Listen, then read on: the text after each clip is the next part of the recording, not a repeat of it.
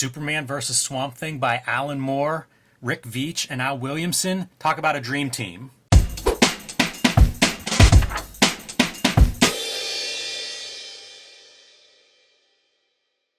Hello and welcome to your favorite YouTube channel, Cartoonist Kayfabe. My name is Jim Rugg. I'm Ed Piskor. And we are a daily comic book YouTube channel with over 1,500 videos in our back catalog. You can search all of those on our Cartoonist Kayfabe YouTube homepage. Look for your favorite cartoonist, favorite title. We may have already covered it. I also want to remind everybody that we have a Cartoonist Kayfabe Patreon. There are 3 different levels that'll get you access to our videos early, and at the King Kayfaber level, you will get access to all of our videos first because you can sit in on the recording session. This means when we show off a book that you want to add to your collection, you'll be the first one looking for it, which will pay you back whenever you find that book that either disappears from the aftermarket or goes up in price. So check out the Cartoonist Kayfabe Patreon, see which level fits you. So Ed, we are looking at DC Comics Presents number 85 from 1985. So this is Alan Moore, who had been writing Swamp Thing and Superman comics, crossing these over. Not too long ago, we covered a Swamp Thing issue that featured Batman, and I thought, this would be perfect. Let's see the other big DC godlike character versus Alan Moore's first real American hit with Swamp Thing. And whenever I saw Rick Veitch inked by Al Williamson, dude, I was on board twice. Totally. And we've seen that tandem before, I believe, with one of those like Superman 500 or 600 or something like that, where they hot shot the creative teams. We've seen Al Williamson on top of Veitch before, and it's always stunning because Al Williamson kind of pulls everybody's strengths together to like make a super dope image. This cover is completely Veitch, and one of the things I love about Veitch, who is, if he's not on my Mount Rushmore, he is very high on my top 10 list and probably in top 5 of as cartoonists.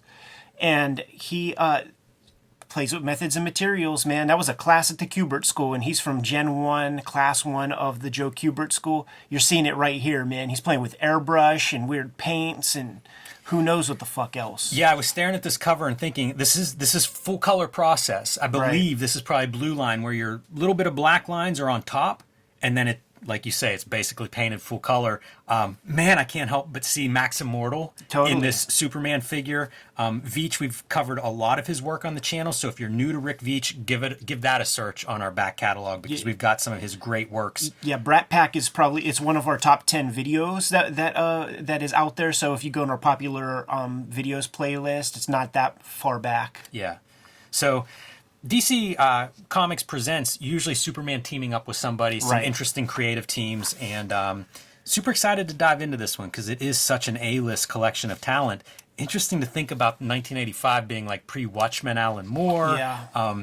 A-list in hindsight, but I wonder at the time, like, how's this all come together? It's wonder if this was even maybe a Swamp Thing issue that they end up deciding doesn't fit in continuity or something like that. But right off the bat, page 1, we see not a healthy looking Clark Kent. Even with all the pros and stuff, it's a great page 1 to a comic with that final caption. It all builds to that final caption. The Man of Tomorrow is heading south to die. Yes. How do you not want to turn the page and keep going? That's true. I don't think you could read this page and just be like, nice page. Don't care. Yeah, Moving on. Yeah. And Moore excels at that. And Veitch excels at using the mechanical process of comics making for all it's worth. So this is one of those pages where you wonder, how the fuck do you do it? Is this drawing on a separate piece of paper and that's your surprint page? Or can you just point to stuff and say, yeah, make this red? What a fantastic splash page. You don't recognize the skull, and you wonder, oh, is that just an angle to, I don't know, an elephant skull that have never seen before or something? But it's like a Kryptonian animal, so it's a made-up skull that Veitch created. And that's the thing, Veitch is creative as fuck. Yes. He's got such a massive imagination. The videos are brought to you by the books that we make, and we have a healthy selection of new materials for you at this point in time. Jimmy has Street Angel Princess of Poverty hot on the stands. It is the companion piece to Street Angel Deadliest Girl Alive. Princess of Poverty collects Jimmy's pre-Image Comics Street Angel comics, and you have both of these collections. You have all of his Street Angel comics to date. He's been self-publishing lately, and True Crime Funnies is one of his latest efforts where comics are concerned. There is the 1986 zine, there is the black and white zine, and you'll be able to scoop those up at his website. The Hulk Grand Design Marvel Treasury Edition book is technically out of print at this point, man. So if you see it somewhere, scoop it up, because you're not going to have second dibs, a second shot at getting it anytime soon. The Hip Hop Family Tree Omnibus is out there in the wild right now. Scoop it up. There's only about 20% of this book left on the stands. Coming to you in early 2024 is going to be Red Room Crypto Killers. It is the third part of the Red Room trilogy of comics. Each one is self-contained, so give anyone a shot, check it out, and give another one a shot if you dig it. Then there is X-Men Grand Design trade paperback, collecting all of my X-Men Grand Design works in one handy dandy hard softcover edition. Now that we are done paying the bills, let's get back to the video. All right, so here we go, man. Clark Kent is, we're going to go into the backstory, right? Even though he's imagining various people in his car, like he's in bad shape. Yeah, it's those episodes of Sopranos, man, where Tony is daydreaming, and the 10 of the people he killed are in a car with him chilling. Like Superman is fucked. Yeah, and it's all because of this little fungus among us on this little meteor. Exactly. What's great with this strip is that you still see the Veitch underneath the Williamson. You could clearly see both hands. If you know both cartoonists well, you know where one is picking up where the other leaves off, and vice versa. They're a really good team together too. It's kind of sad we don't have 20 issues of these two working together. It's true, but you know what we do have that is you don't know exactly where the division of labor is, but we talk about a little bit in the shoot interview with Rick Veitch, is he was Al Williamson's assistant on the Star Wars comic strips. So, this is a tandem that has a much bigger collaboration than maybe a lot of people know. Yeah, it's fantastic. And I love looking into this, and I'm imagining this is Superman's amazing eyesight, really looking into the deepest both history and super zooming in on this stuff. And you see the rhythms, right? And that's probably denoted by Alan Moore himself to create these beats. And there is a very clear rhythm to it.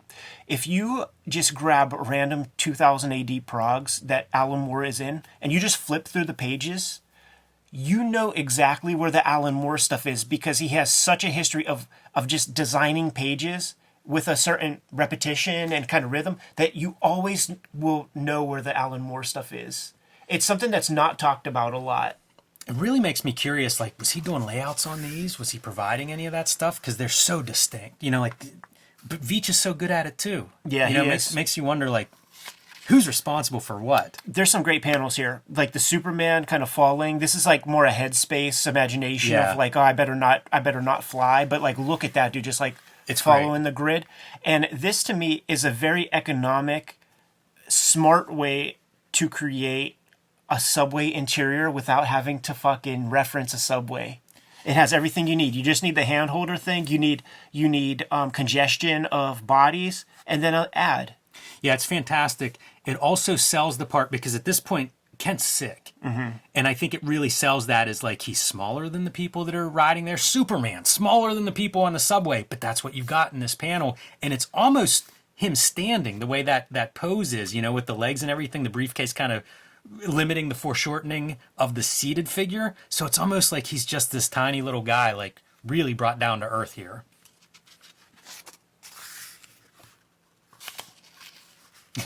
Dreaming of the Clark Kent versus Superman. His personas are coming back to attack him. He is just struggling with what is real and what isn't. Oh my goodness, I've been there, dude. All you need is a good flu, and you'll start to hallucinate. By the way, further selling this idea of just smaller and smaller as this sickness is encroaching. Man, it is not the oversized superhero we're used to. How about that for an interesting background texture? Yeah. Not sure what that is, if that's something that Veach is creating or if it's some kind of screen or who even knows. It could be photocopied something that he's putting together. Yeah, Williamson will do some stuff, man. And then there are the bits. Like, this is a Veach face, this is Veach. But then Al Williamson probably is adding those blacks. You know, really from his interesting inking marks on there. Yeah, I definitely associate those with him. I like Superman using his clout to like, hey, can I have a closer look at this? And the scientist is like, sure, here's this super rare life we found in outer space. I know. You take this, Superman. I trust you. You know, the other thing that I was reminded of reading this is Veach and Bissett have both, you know, first year Kubert grads. They've worked closely together, but they both have talked about not liking the grid layout. And you just see it like page turn after page turn is interesting page layouts. And Veach is a great storyteller. It's not like he's sacrificing that to create image comic style pages. Yeah. But there's no dullness to the way these pages are laid out. No, not at all. Still like the inset panels and stuff. I feel like that's a vestige of Joe Kubert instruction. Mm-hmm. How about that for pretty interesting of your talking heads? Right. Thinking about like, can I go to any of these people for help? And it's nope, he's opting to go off and die alone. Almost like animals will do that. Like pets sometimes will do that. Totally. Kind of interesting. And you have like you know, people run the spectrum, right? So like there are people who like really need others when they're not feeling well and they feel very, very lonely. And then like I myself, when I'm not feeling good, just like leave me the fuck alone, really. Right. This feels so Rick Veach. Mm-hmm. This head, the eyes. The page composition, you know, like there will be pages that are composed very similarly in like Brat Pack and stuff. Who even thinks about doing like these kinds of strange shapes, heavy borders? Yeah, he's a wild dude, man. Great stuff. He's willing to go there. You know, he's willing to mess around. And, you know, he is the superhero fan when it comes to, you know, the Bissetts, the Toddlebins, like all those guys. Like, he's the guy that is down with the superhero genre.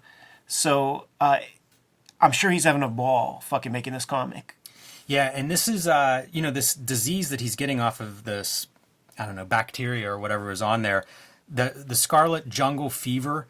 That's what he recognizes that's what's happening. But I love this kind of storytelling where like we're going into almost in his head to see that sickness. You know, like we kind of recognize these shapes from seeing a lot of this in the news in the last couple of years. Yeah, right. But you're seeing, you know, like same figure progressing across the 3 panels, but interior kind of shots. And it's so perfect, that page. Like that page is like you could imagine whenever Alan Moore is like laying this thing out. It's like we need a page to mirror Swamp Thing's origin to get to the introduction of Swamp Thing. Yes. That's a funny foot on Swamp Thing for some reason. That the toenails, the very human foot. Right. Very strange. But fun to see Swamp Thing showing up here and recognizing like it's strange why this guy wasn't burnt up. Yeah. And expressive eyes on Swamp Thing.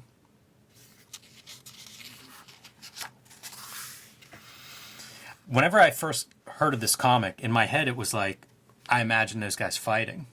Not right. all what this story is, which is pretty great too. And I promise you, every other issue of DC, whatever this is called, it's fighting, you know? So it's like, Alan Moore, he's not so... Of course he's playing with the genre of superheroes, but like, there's more to it than just fighting. And you've probably got to get a couple of punches in to satisfy Jolie Schwartz. We know his prejudices of what comics are and what they should be.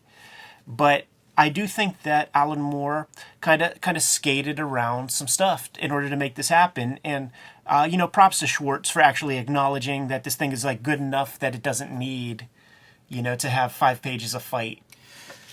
This is our skull that we saw on that great splash page. It is. And what it is extinct animals from Krypton. And it's a great concept. You know, like thinking of Superman as the last vestige of this planet, and now he's sick and dying, and we're in his head. And it's almost like he's seeing these other extinct animals. Some good psychology there, I think. Yeah. And Swamp Thing recognizing what this thing is. You know, like now we have our plant elemental communicating with alien life forms, right? Also of a plant, you know, something of a plant background. Now you notice like the backgrounds it's every possible shade and hue of magenta or red. Yep. And there was that great issue of Swamp Thing when it sort of turns into a sci-fi comic where it's called My Blue Heaven, and it uses every blue available. So you gotta make note of that kind of stuff too. These guys are using every element of the comic for storytelling purposes, and by, clearly selling you on these like pure red sequences, you know that that's not, the bayous of Louisiana. Right. Yeah, good contrast with the green Swamp Thing. I love that contact is what is in the caption of the panel where he does make contact and basically goes into this alien experience. Right, which might be a precursor to like My Blue Heaven, where he's like, I wondered that reading this. Yeah, he's got his first contact with the alien spores and stuff.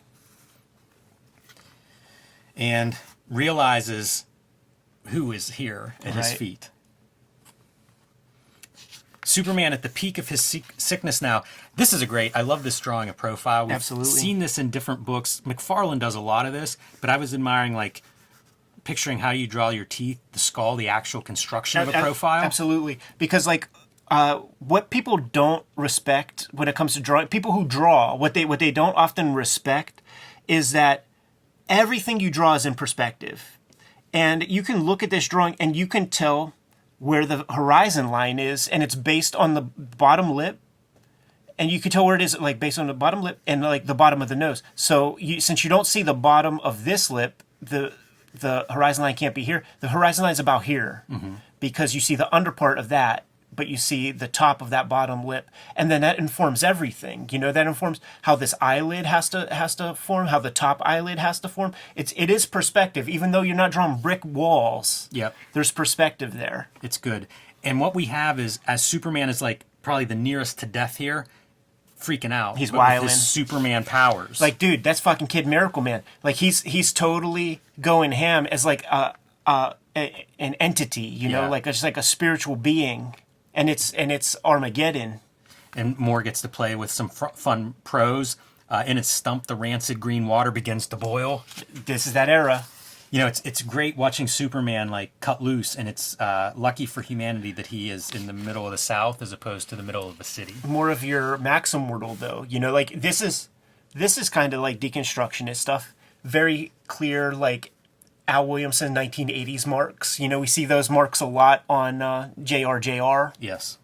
Another great page layout, too, in terms of your shapes of your panels and even bleeding in one long shot with a close-up.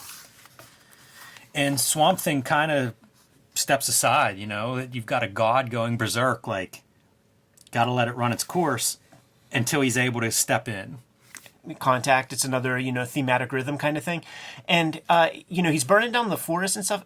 And you would instinctively or intuitively, based on the story, you'd be like, oh, well, Swamp Thing he would be sad about that kind of destruction. But that is literally a part of ecology. When you and I are traveling in North Carolina or something, there are parts where the fucking woods are just on fire naturally, just from, the sun kind of creating that kind of magnifying glass thing where it's getting amplified through the leaves and just burns up some fucking degraded leaves and stuff that are what's the word I'm looking for? Decomposing, and just fires happen. If we were not here, fires would happen. So he's kind of just letting it run its course. He knows there's going to be fresh growth. That harkens back to the great Bernie Wrightson. There's a 9-panel grid where it's when you discover that when Swamp Thing gets his arm ripped off that he can regenerate. So that was a big moment in the Len Wein, Bernie Wrightson comics. When I look at this comic, it's almost like if you sat down and thought, what are the Superman, the cool things you could do with Superman? And he hits a bunch of them. Alan Moore has made some of the best Superman comics ever made. Yeah. They really haven't been compared to, except, Grant Morrison with All-Star, really. That's a funny face. I'm not sure what's going on there. Veitch, has a wonk to his faces, dude. It's never a problem for me, but it's a part of Rick Veitch isms. And this feels very Silver Age, but with a, more polish to it. Yeah, it's an interesting story seeing Superman, and you're right. Earlier you mentioned the punch. Got to have Superman. Got to have a little bit of punches thrown in there. One punch. It's funny.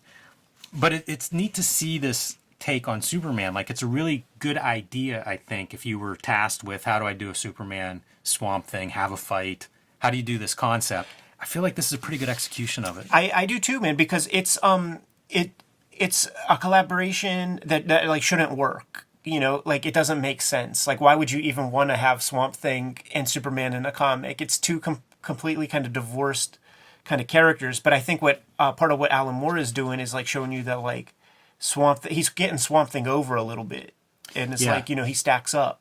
Yeah, I like the use of green as an opposite color wheel to your reds. Right, and to do that Serpent stuff, this is another one. Like, what do the files look like that you send to that little house in Connecticut when they cut the separations? And it's almost like you're fever breaking. Right. And like, look, dude, like that happens to Wilderness. It just gets burnt the fuck down, and then new growths happen. It does feel like a precursor to what we'd see in Miracle Man 15? Yeah. And then we're going so like you're getting all these little bits that are homages to classic DC moments, and there are probably like 5 covers. No Adams cover, you know, that comes to mind. Superman 1, or like one of those early Siegel Schusters. Like that's a classic image. Shaving himself with Right. his laser vision. And that's John Byrne. Like, I swear to God, that's like a John Byrne flight piece. It's kind of neat. Like, he's immune now to this whatever that was. Yes. Like sickness, right? You get sick and then you build up. If it doesn't kill you, you build up immunity to it. So what's cool too is that the Swamp Thing to him is like a fever dream. So he can hear all this stuff happening around the whole country, but he mistakes what he's hearing in the bayou for being like a deer or something when it's juxtaposed with the images of Swamp Thing. You know, it's Swamp Thing he hears, but he is taking it for something else. Yeah, it's a good story. I was very happy with it, and it's cool to see it as a one issue. You know, you just don't see stuff like this very often. For context, Infinity Incorporated with a young Todd McFarlane. How about this? I'll go one further. Bo Smith writing in too, who would work for Todd McFarlane. That's funny. At Image. So a little bit of a, and Alan Moore, by the way. Yeah, that must be that era of Bo Smith when women who are getting wife beated call him up, and then he wreaks havoc on the wife beaters. Right? Go see Wizard magazine number 59, I believe, for his character profile. Very peculiar. So there you go, man. A 1985 one and done DC Comics presents, and a book that I've wanted to look at for a while. So I'm glad to have that in our added to our catalog. Good to go? I am. Kayfabers, like, follow, subscribe to the YouTube channel, hit the bell so that we can notify you when new videos are available. We are a daily YouTube channel, and it is possible we talked about your favorite books. So hit the magnifying glass on the front page of the Cartoonist Kayfabe YouTube channel. Give it a search for your favorite titles. If we did not talk about your favorite comics yet, you have to let us know in the comments what those comics are so that we can push them a little bit higher on our to-read pile so that we can get to those comics sooner than later in our coverage. We have a Patreon, and the King Kayfabers on the Patreon get access to all the videos before anybody else, mitigates the kayfabe effect, and the subscription by way of the Patreon. It pays for itself. The very first time we talk about a book that you want to get, you sleep on being a King Kayfaber, you go to the aftermarket and you realize you got to pay 5x, 10x what the book is typically going for. Subscription pays for itself. Ultimately, the videos are brought to you by the books that we make, and it's been a pretty fruitful year, 2023, for the Kings of Kayfabe. And the Hip Hop Family Tree Omnibus is out in stores right now. It's going quick. We don't have too many of these left out there in the wild. So many were accounted for the holidays. Thank you guys very much for that. It's the best book I made to date. More than 500 pages of material, more than 150 pages of new stuff, and a lot of new artwork that I created just specifically for this volume. Red Room comes in 3 different flavors of trade paperback at this point. Antisocial Network, Trigger Warnings, and coming to you in January is Crypto Killers, the 3rd in the sequence of Red Room comics. Murder on the Dark Web for Fun and Profit, name of the game of Red Room. Each of these is self-contained. Each of these contains 4 self-contained stories, so pick your poison, give it a shot, see if you dig it. And Marvel recently collected X-Men Grand Design into a trilogy trade paperback with all of my X-Men Grand Design materials in here. Very easy, convenient way to get all of my X-Men Grand Design works. Jimmy, what do you have? Street Angel, Deadly Squirrel Live, and Street Angel Princess of Poverty are my latest releases from Image Comics. These are available wherever you buy books or comics, and they collect all of my Street Angel comics, the Street Angel Princess of Poverty, everything up until Image. So it's mostly black and white line art, kind of the traditional pen and ink drawings throughout there. Street Angel, Deadly Squirrel Live, all mixed media, full color stories. They're all complete stories in both books, so start with either one, whichever you can find at your local comic shop. I've also been self-publishing. True Crime Funnies collects some nonfiction stories, both true crime and wrestling in nature. And you can pick that up on my website, or you can read it on patreon.com/JimRugg, along with the BW zine celebrating the black and white explosion of the 80s, and the 1986 zine celebrating the greatest year in comics history. And finally, the Hulk Grand Design, my contribution to Marvel's Grand Design series of books. This one celebrating the Hulk, and it is out of print at the publisher and distribution level. So pick this one up while you still can from your local store if they have one, because once it's out of print, it may be very hard to come by. Book sales are the most important step to kind of keep the Kayfabe channel solvent and functioning. But there are some other ways to support the Cartoonist Kayfabe channel. Jimmy, if you let the people know. Subscribe to the Cartoonist Kayfabe e-newsletter at the links below this video. You can also find Cartoonist Kayfabe t-shirts, merchandise, mugs, hats, stickers, and lots more at our spread shop. That link is also under this video. There you have it. Many ways to keep... There you have it. Many ways to support the Cartoonist Kayfabe channel. Jimmy, if you'll give the people their final marching orders, we can all be on our way. Read more comics.